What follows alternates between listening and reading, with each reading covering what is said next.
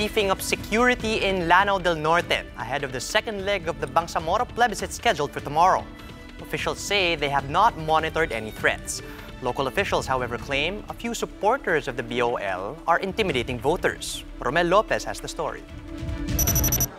Troops continue to arrive in Iligan City to augment the Army's 2nd Mechanized Infantry Brigade ahead of the second plebiscite on Wednesday.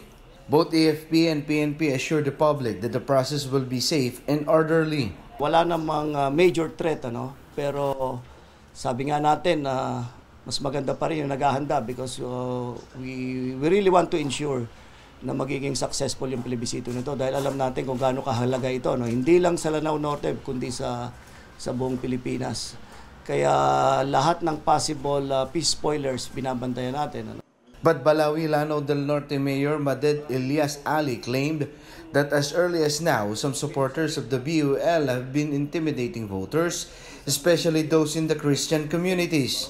Sinabi nila noon, yung unang launching ng kanilang campaign, na kung anumang barangay o bayan na matalo yung yes, magkakagulo, mahigit pa sa nangyari sa Marawi City.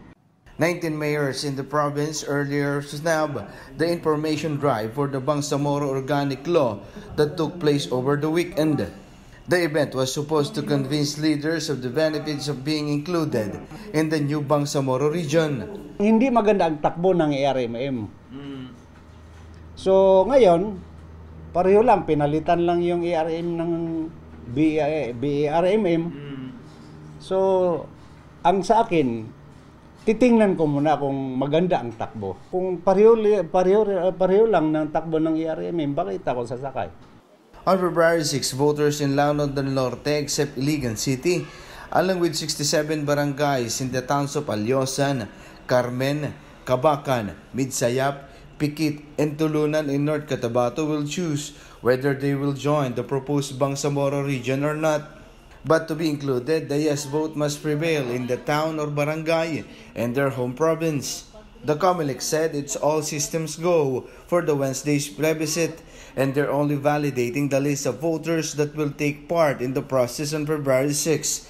The PNP will also deploy more than 3,000 officers to secure the 588 polling centers, while the military has already sent more than 10,000 troops to keep these areas safe. For News 5, Romel Lopez, we are One News.